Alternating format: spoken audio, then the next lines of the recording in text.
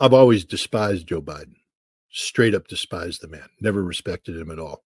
He was the scummiest of politicians back then, and nothing he ever did impressed me on him, um, changing that outlook. He's a man who is responsible for horrific crimes against the American people. If I were a black American, I would never vote for Joe Biden. He's one of the most racist people that walks the face of the earth. You remember caught off camera or, caught on mic, hot mic about Barack Obama. Well, he's clean and he's articulate. He's one of them, but he's clean and articulate. What are you trying to say, Joe?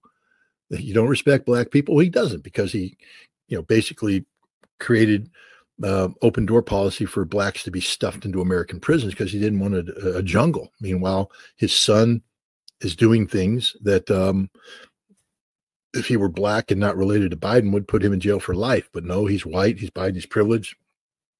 Not a problem. He's a hypocrite, and he's just not a good person. He's a liar. He's a cheater. He's just scum, human scum. And I didn't support him being president. Now he's the commander in chief, and if I were on active duty, unfortunately, I would have to obey his orders, and I wouldn't be allowed to articulate my opinions this way. But here's the problem. Here's the problem. He's senile. I've been around people with Alzheimer's.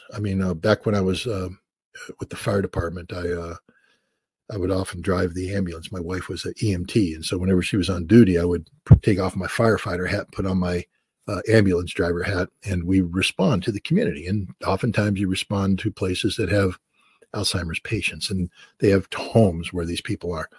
And I remember the frustration of the families. We'd come in there, and here's this person, and they're swearing, they're vile, they're just saying horrible things. And the kids are there, the adult kids, and they're crying. They said that, please don't look at that person and think that that's not who that person is. That was the sweetest lady in the world. She was my mother. She was an angel. She never spoke. But when you go through Alzheimer's, when you go through dementia, your brain no longer works, and things are said. Plus, you lose physical capacity. I've met professional football players who are in their late 80s, and I remember seeing them play. These were monsters. These were monsters. These were guys that dominated physically, and then you look at them, and they're totally. It makes me afraid of getting old, to be honest, because I take a look at the deterioration of the human body and how the capacity to live is gone there. So there's people today that make fun of Joe Biden because of the way he walks. I don't. Because even though I hate the man, the guy who's walking there isn't Joe Biden. That's a human body that's failing. The man's brain is not there. It's not totally gone, but it's not there. And so I have to always take a step back now when it comes to, because my first gut feeling is I hate him, I despise him, and I almost become irrational about him. But then the human in me takes a step back and says, that's not Joe Biden. If it was, I'd hate him, but that's not Joe Biden.